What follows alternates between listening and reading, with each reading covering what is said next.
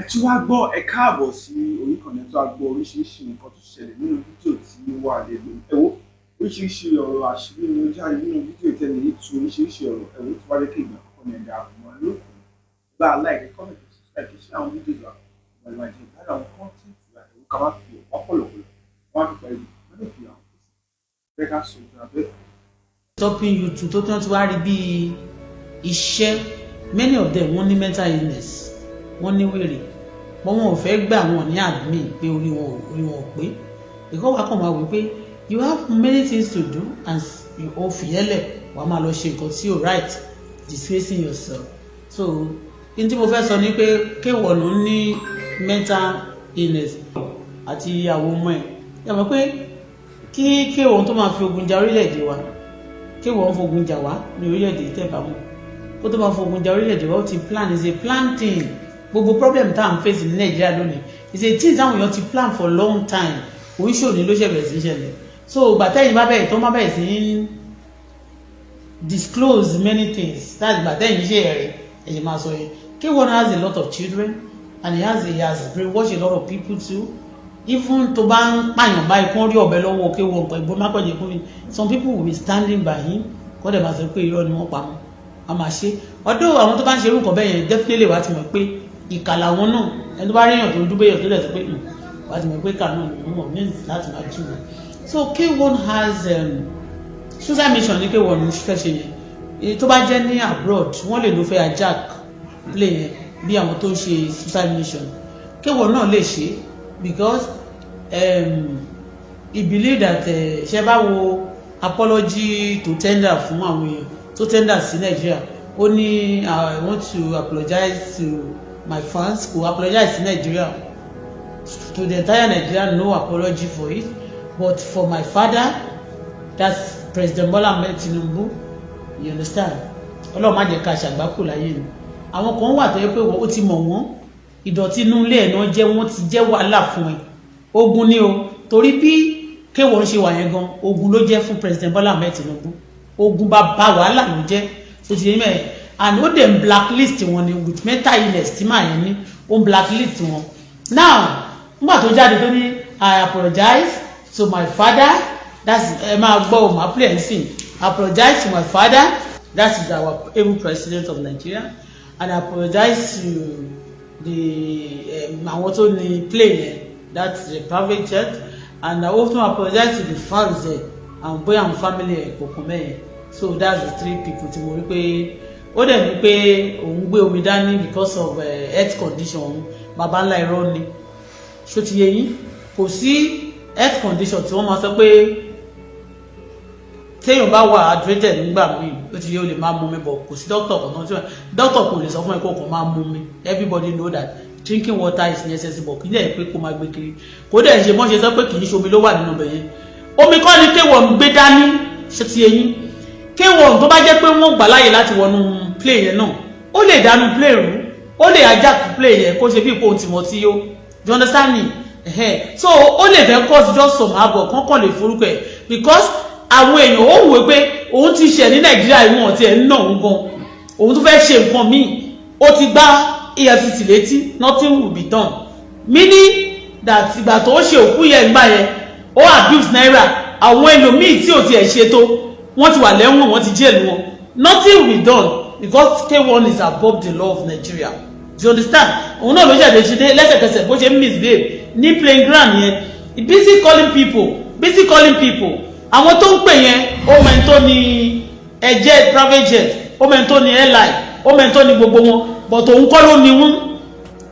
K1 kò ní private jet ó ti yẹ yín ó lè ní mọ́tò wọ́n lè ní àwọn èèyàn kan sọ pé ó lówó owó òṣìwò ló ní owó tó wà lọ́wọ́ K1 owó tó ń jí gbé ni ibi tó máa ń ṣe laundry sí ọwọ́ ẹ̀gbọ́n yẹn kọ́ ni mo fẹ́ sọ ń sìn ó ti yé yín so a ti ń sọ mo rò pé lára àwọn tó ti analyse K1 some people have called him terrorist too nínú TVC I hear that somebody analysing that that's a terrorism that's the work of terrorism I shared it on one of my platforms yes for a reason I said ṣe bí à ń sọ fún yín we do tell you now the activity of K1, when people are doing things and it's telling you cannot do anything to them because of the weapon they have, because all the people is using to their weapon. Gbogbo àwọn èèyàn tó ń lò náà they are choose. Ó lò wọ́n bí irinṣẹ́ ni. He believe that wọ́n mọ president. Tó wọ́n bá ti president gbọ́n bá dé gbogbo èèyàn ló mọ̀ Nàìjíríà yìí. So anything tó bá ti ṣe àṣegbé ni tó bá ń terrorize èèyàn. We have been telling you that iṣẹ́ èyí bó ṣe ń ṣe fún obìnrin tó ṣe fún ọkùnrin at activities there in our society apart from pé wọ́n kọrin. It's not the only one tó máa kọrin. Ọdún àti mọ̀ pé gbogbo àwọn olórin majority of them they are from the pit of hell. Ìjọba òkùnkùn ni wọ́n ti wá. Èṣù tó dẹ̀ kọ́kọ́ bẹ̀rẹ̀ orin náà tẹ́ńgọ̀ pé lára àwọn tó ń kọrin wọ́n admit pé yes o iṣẹ́ tí àwọn ń ṣe èṣù ló kọ́kọ́ bẹ̀rẹ̀ so èṣù ni wọ́n wárí fún. You understand? So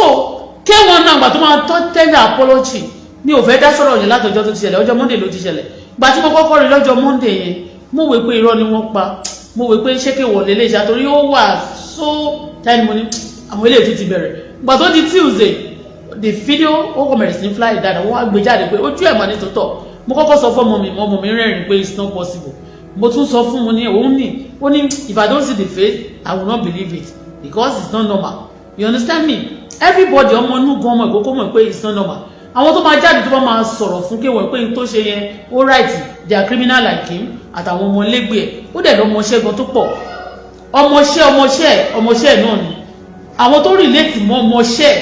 tó dẹ̀ mú tó ti ní pé lára wọn ti gba nǹkan kan rí lọ́wọ́ ọmọṣẹ́ grandchild ọmọṣẹ́ náà ọmọṣẹ́ K1 ló jẹ́ so they will support K1.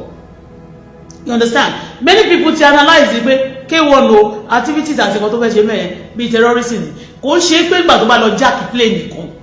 people are moving in the city in the country ó máa ṣe obìnrin àtọkùnrin àti anybody bó ṣe wù wọ́n máa fẹnu kù anything tó bá ti jẹ́ kéèsì ẹ̀ wọ́n máa bá dàn ẹ̀ ni. Again K1 ló tún ṣe kiri yẹn pé kàkà kóhun kúkú ṣẹ̀sì láyé ṣó ti yẹn ilẹ̀ ẹ̀gbìn tó ń bá ń ṣe kán máa tú òun láṣìírí iṣẹ́ òṣùfẹ́ tà fún òun kóhun kú. Do you understand me? Tó bá jẹ́ pé bó ṣe dúró síbẹ̀ yẹn ní ọjọ́ yẹn tó tún wá padà tẹríba yẹn síbi ní ẹ̀ tó bá lòun máa bend gan tí plane yẹn bá ṣì lọ kàn sí yẹn tó lọ gba sí abẹ́ torí àwọn fan kan bíi blade tó wà lábẹ́ plane tó lọ gba tó ṣì lọ kú náà suicide ni number one gan tó ṣe yẹn ó yẹ kí by now ó yẹ bó ṣe sọ ó yẹ kó wà ní police station ó yẹ kó wà ní custody ọlọ́pàá ó yẹ kó wà ní custody ọlọ́pàá because every time kó tó wí kó tó bọ̀ kò sọ pé Nàìjíríà ń tiẹ̀ sọ́rí o ó ní my father I'm very sorry ẹ jẹ́ play kìíní yẹn fún yín ibi tí ó ti apology kìíní yẹn gangan ni kẹ́ ẹ lè mọ bó ṣe mean tó. My story used to be long because I used to bring some evidence. Ṣé rí ọjọ́ kan nígbà tí mo ń sọ̀rọ̀ yẹn mo mọ̀ pé òun ló bẹ woman yẹn wá. My name is Story. Also known as K1 the Ultimate. I am here to make clarification. Ẹjọ́ tí K1 bá ń sọ̀rọ̀ báyìí lórí media, can you ever believe that it's the same K1 ló wà lábẹ́ plane tó fẹ́ hijack plane Nigeria? I mean that's a private jet. Ṣẹlẹ̀ mọ̀. K1 has different. If you are looking at him, shut up. If you are looking at K1, from distance, you can never turn back so come back K1. Wàá máa ní rọ́ọ̀lì. But those who know him, tó mọ̀ dáadáa, tó bá kàn dákẹ́, wọn kò fẹ́ wàhálà ẹ̀ náà ni. Ipe òkè o, má jẹ́ àtakò ní ìsàpọ̀pọ̀. They know. People who know him face to face, they know. Àwọn tí a ti ń sọ̀rọ̀ láti jọ ẹ̀ tó mọ K1 dáadáa, wọ́n mọ̀ pé kò sí kankan tó fi parọ́ mọ́. Àwọn míì nínú wọn tó bá dọ́dọ̀ wọn báyìí wọ́n sọ wọ́n ní tòótọ́ ní àmọ́ bọ̀tí nǹkan tó kàn ṣẹlẹ̀ náà ni pé fílẹ̀ Ọlọ́run máa ṣe ìdájọ́ ẹ̀ tó bá ti yá ṣó ti yẹ yín mẹ́yìn but àwọn tí ò mọ̀ they will call him baba wọ́n lè disrespect anybody tó tiẹ̀ dáa jù lọ ẹ máa gbọ́ nígbà tó ní ó lò fẹ́ clarify ara òun olóyìnbó òṣì. That happened on the 5th of August 2025 at Nnamdi Azikiwe International Airport local wing. Ẹjọ́ ṣé tẹ bá rí K1 bó ṣe ń sọ̀rọ̀ sí ẹ ní sọ pé bó ṣe dúró sórí kiri ẹ ní sọ pé ọmọlúwàbí ni àbí tó bá ń kọrin lẹ́sẹ̀kẹsẹ̀ lọ́jọ́ yẹn ló tún kọrin aṣọ tó fi commit offence yẹn ó tún jókòó sórí picture kan báyìí ló ń kọrin ọmọ nìkan tó bá ṣoríire ó bá ṣe kiri kan á máa kọrin lọ á máa ṣe bí ìpè nǹkan kan ò ṣe é ó ti yẹ yín mẹ́yẹn ní tí mo fẹ́ sọ fún yín rèé ní 2020 one woman called me obìnrin tó láì àgbéṣe obìnrin kan àwọn mẹ́ta kan pè mí ṣó ti eyín nínú wọn mo rántí kan tó yẹ pé mo ti gbàgbé bọ̀ mo tún wá rántí woman yẹn ni ẹni tó pè mí tó sọ fún mi wípé àwọn kí lorúkọ people yìí that shipping company tí wọ́n fi ṣe fraud l'America tí wọ́n ní Davido ó ṣe kí lorúkọ yẹn Albert fún yẹn tí woman yẹn pè mí woman yẹn happen to be a wife of one promoter ní Nàìjíríà tó bí ọmọ fún ṣé ti eyín mẹ́ẹ̀bọ̀ wọn tó bí ọmọ fún promoter yẹn sì wà up to date ṣé ti eyín promoter yẹn woman yẹn tí wọ́n ní wọ́n gbẹ̀rù lọ́dọ̀ àwọn ọjọ́ yẹn tí wọ́n wá pè mí yẹn tó ń pè mí tán ní kí n bá wọn ṣe ṣáàtì she is a wife of one promoter in Lagos State in Nigeria here. So this woman we talk to any length tó wá ṣàm plead pé K1 pé kí n lọ study nǹkan tó ṣe pé ó ní mental problem but for long time people don't realize that he has a mental problem. àwọn èèyàn ti rò pé ẹni tó bá ti jára lẹ̀ sí òun nìkan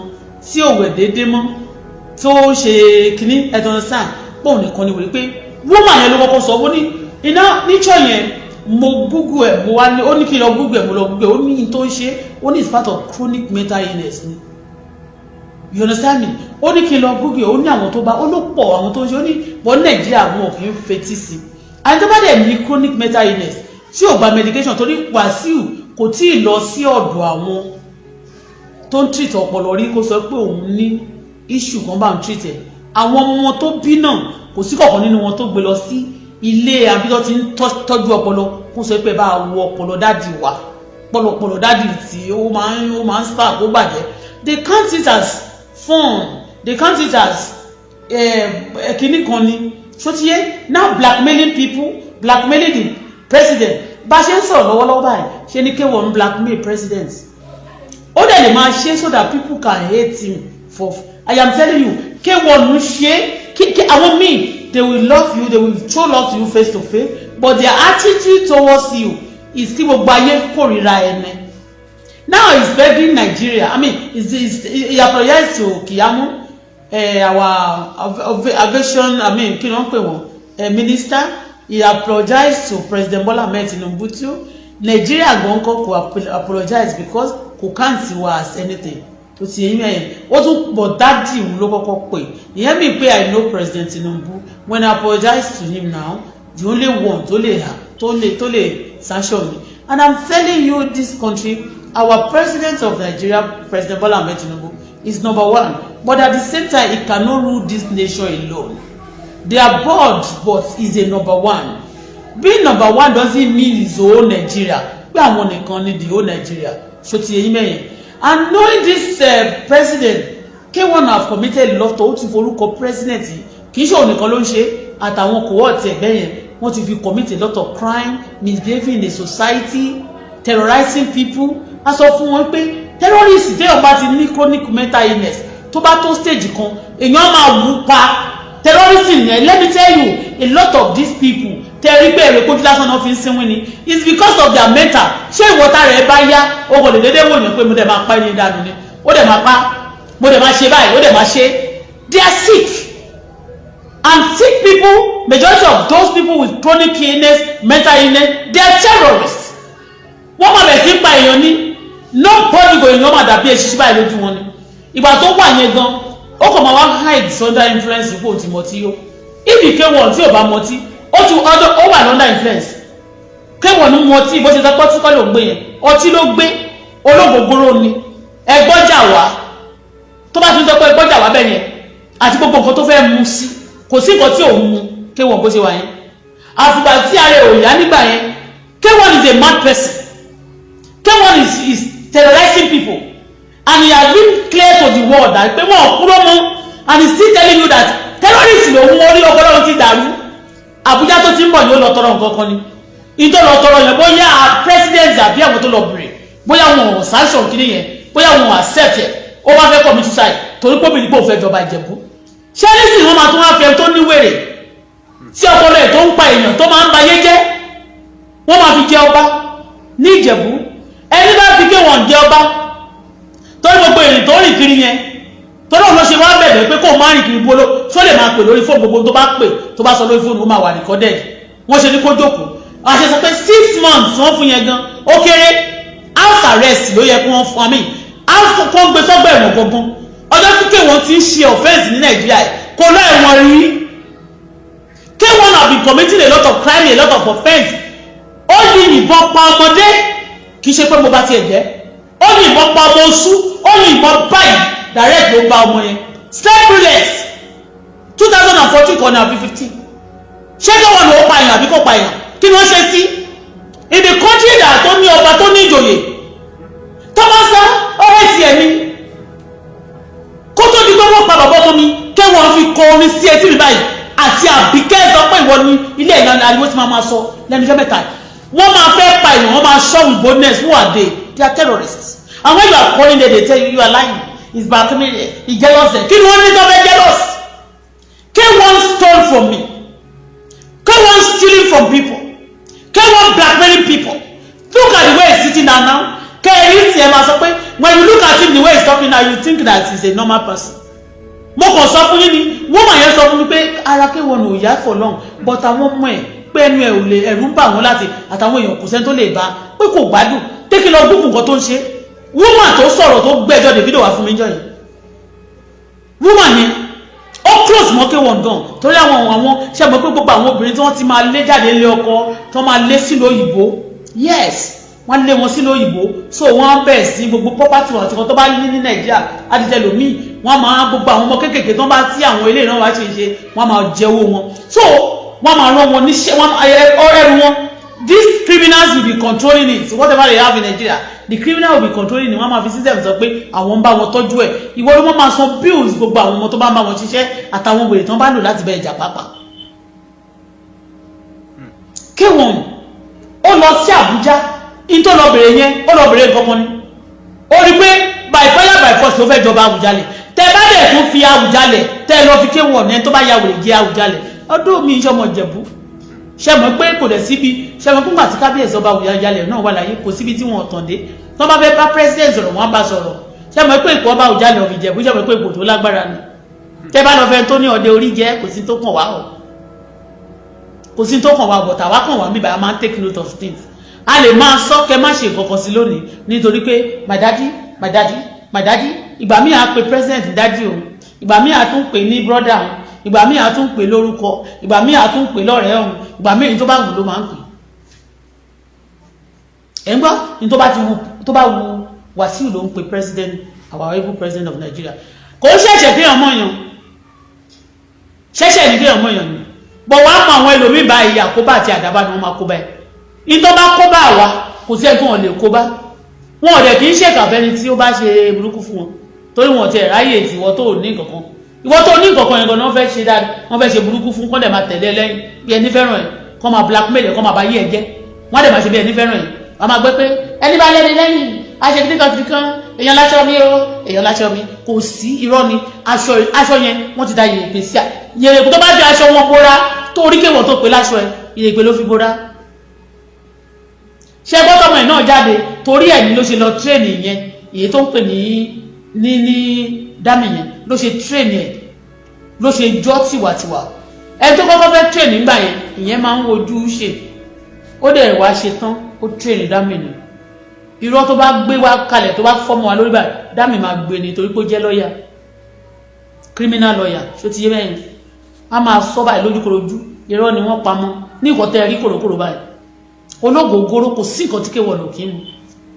tó bá wọnú plane lọ́jọ́ yẹn náà tó bẹ̀rẹ̀ sí náwó tó bẹ̀rẹ̀ sí da gbogbo plane rú tó lòun fẹ́ ajáde plane in tó ṣe nínú níta plane yẹn ó dà pé nǹkan tó lọ láti ṣe nínú plane yẹn nìyẹn ó fẹ́ break record pé tó bá ṣe wọn lè mú un sẹ́ òun mọ̀ máa sọ pé president mẹ́lá mẹ́tẹ̀ má dádì mi ìgbà yẹn ló máa pè wọ́n dádì wọ́n á dẹ̀ tún pardon ẹ̀ Nigeria belongs to all of us the law of Nigeria belongs to all of us nobody should be above the law tani ọjọ́ tí K1 ti commit crime lórílẹ̀-èdè gbogbo wọn pátá wọn lọ máa sáfá bẹ́ẹ̀ gbogbo àwọn tó bá wà pàwà wọn ò lọ sẹ́wọ̀n àwọn pọlísì àwọn lọ ẹ̀wọ̀n náà àwọn tó ti rú Nàìjíríà wọn sọ wọn sẹ́wọ̀n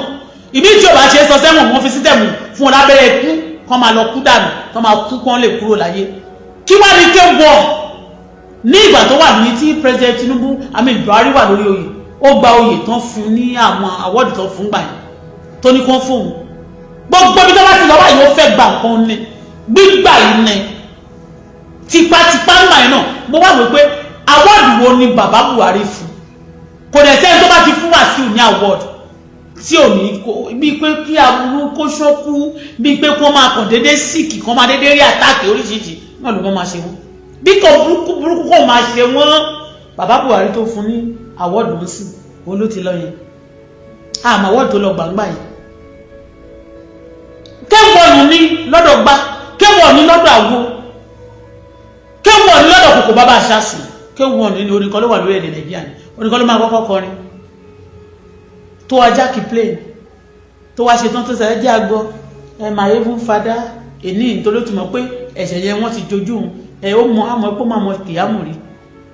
lẹ́sẹ̀kẹsẹ̀ ló ti ń pè tó ní plane ló ti ń pè tó ní airline yẹn ló ti ń pè egbò igbá ló ti ń gbé àwo. We know that your phone has a lot of those contacts, but you are not the one. Ìwọ gan àwọn tó ń pè yẹn wọ́n kọ́ ni wọ́n. Mo ti sọ fún Erike wọ̀n pé mo ṣe ní ọjọ́ ẹ̀ ní blogging pé you are calling them but you are not the one. Ọlọ́run dẹ̀ mọ̀ọ́mọ̀. Ìyí tó kù ní sínú ni pé ọba Àwùjalẹ̀ rẹ ló fẹ́ jẹ. With àwọn tó bá yẹ kó jọba láwùjọ kò ń ṣe olè kì í ṣe àwọn tó bá ti ṣe kà. Tí gbogbo nǹkan burúkú wà lọ́wọ́ wọn. Òun kọ́ ló yẹ kó fi jọba. Ó ti lọ sí gbẹ́dẹ̀ láti fòun jọba máa lọ commit suicide ni. Ó máa jákì plane ni threatening to Nigeria ó tún threatening president gangan fúnra rẹ̀ kí ló lọ ṣe l'Abuja all the time ṣèbó lórí ni ṣé wọn kọrin kí ó lọ ṣe l'Abuja lójoojúmọ́ wọn ní kó jókòó kó má travel for 6 months ṣé 6 months owó tó kó sílẹ̀ ṣé owó tó kó sílẹ̀ o lè ti fi jẹun tán owó wà náà wọ́n fi pocket ẹ ṣe wọ́n kó owó sọ́wọ́ ẹ owó tó wà jókòó sójú kan kí ló wá kiri torí pé òfẹ́sà punishment yẹn what about àwọn ladies náà sọ pé wọ́n ti sack because of this issue in case tó o bá kọ́ sí this cohort tó o bá kọ́ sí problem yẹn ṣé wọ́n máa dá wọn dúró náà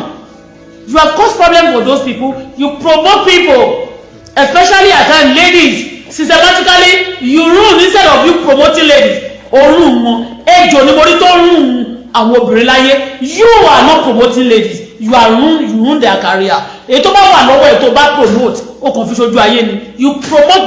no ladies àwọn obìnrin wọn yẹn tó bá padà wá náà wọ́n ní wọ́n máa preach fún ẹ wọ́n á padà defense ẹ èmi nígbà tí mi ti mọ̀ rí I was your fan I hate you with passion kì í ṣe rọ́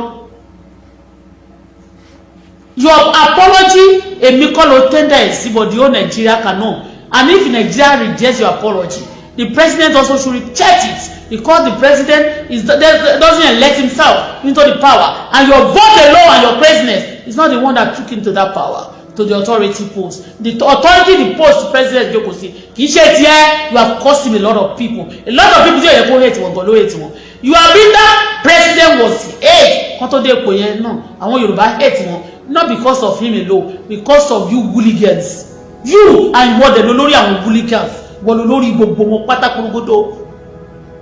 gbogbo síìtì Èkó àti gbogbo Nàìjíríà ní Yorùbá kò sí ìtòmọ̀ ìwọ lórí wọn. You believe now that you went out and not apologize president and ovation and woman probation man nìkan pardon you are blackmailing him now that kí ló fi ṣe orí tẹ́lẹ̀ kò ṣe and when president got to power I remember that I cannot forget it nígbà gbogbo yín fẹ́ máa ṣe yọ̀bọ̀yọ̀bọ̀ ní asọ̀rọ̀ àti àwọn ọmọ tán bí nínú wọn people àwọn Nàìjíríà jáde pé the position o president la yàn síbẹ̀ o kò ṣe ìyàwó wọn o kò ṣe ọmọ wọn o kò ṣe kinní kan o ẹ jẹ́ kí and president came out to my constitution Nigeria constitution is different from my personal life you may know me that's the meaning but now I'm a president I will follow the rule and regulation of Nigeria and most of you people in power they may love to do what is right but you are jacking them ìwọ iná o wa jack ọlọ́pàá I can tell you vividly àwọn ọlọ́pàá tí mo ti pè sórí cases tó wá di pé mo wá ń pariwo internationally pé sẹ́lẹ̀ tó opinion and terrorism tó wáyé pé wọ́n ti jẹ́ kí àwọn ọlọ́pàá ṣiṣẹ́ wọn gbà yẹn à ní pariwo to this stage orílẹ̀-èdè Nàìjíríà ò ní bára wọn níbi tó dé iná àṣírí mi ìgbọ̀n pàápàá á ti bò ti pẹ́ oníkálukú wa ti ń lọ ẹ̀ ilẹ̀ á ti ta sí gbogbo ẹjọ́ yẹn á ti move mẹ́ta ti take over the situation but you refuse when you go to police station aláàkàmí tí bá lọ sílé wẹ̀rọ wàá ti pè wọ́n tá a bá lọ síbí bẹ́ẹ̀ náà lọ́mọ yẹn Basira yẹn bàṣẹ jẹ́ ló máa sọ pé my daddy in London, my daddy in Abeokuta, my daddy in America, even when you are not there, because he busy supporting you that kò síbi tá a bá lè lọ tí bàbá máa ti commit crime bàbá àwọn adébẹ̀ síwájú ẹ̀ then your daughter said it there that Basira bàyẹ̀ kò tí ì ṣetán ní ó ìwà ní law school. My daddy there, my daddy in America, my daddy in Canada. Ṣé wọ́n jẹ́ omni president and science ni?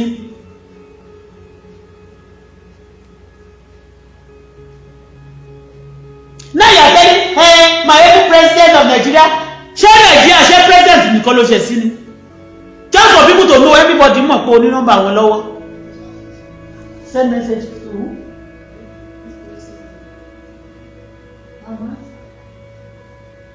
What is that message? Okay.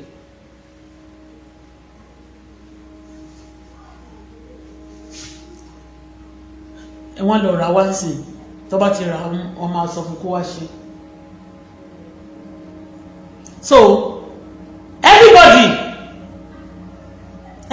my president click on my father wọ́n di father alone ní sí. Anyway ṣá ẹ jẹ́ àpilẹ̀ ṣé èsì ti ló tẹ̀ sílẹ̀. While about to board aircraft from Abuja to Lagos. Sorry.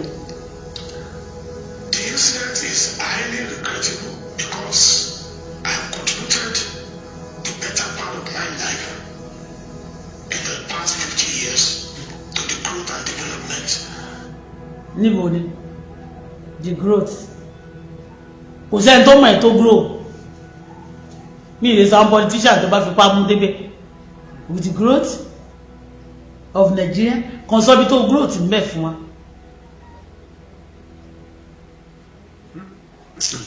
Nigeria, my country, art and culture, both in and out of the country. I've been a good ambassador of this great nation. It's a lie. Irọ́pọ̀. K1, Irọ́pọ̀, good ambassador.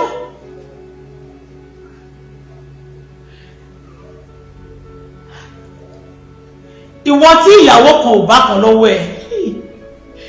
gbogbo àwọn tó bí ọmọ fẹ́ tí bá jẹ́ mi nínú wọn sí tó ń kíra wọn kò sí kọ̀kan tó máa rí ẹ tó máa kíra ìyá Dámilọ́lá yẹn tó bá rí ẹ ń pa tó máa ṣá ni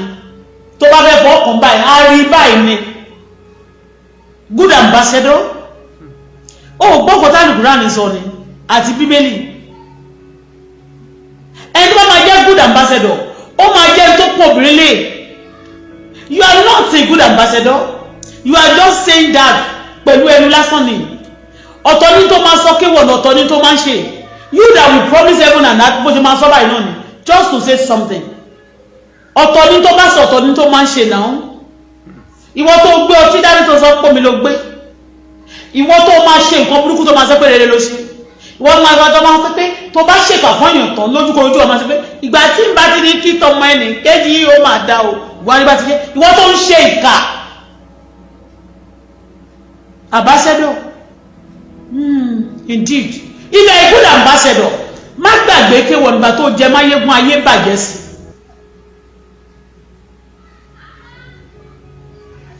If you are a good ambassador, we cannot find ourselves in this level. Look at the people àwọn èèyàn nínú ayé tó máa fẹnu kékeré pé wọ́n kórìíra ẹ̀. Àwọn nǹkan tó ti ṣe, people cannot come out because they are afraid to say it out. A good ambassador, my foot. In and out. In very many ways. Ìwọ good ambassador kó tiẹ̀ jẹ́ pé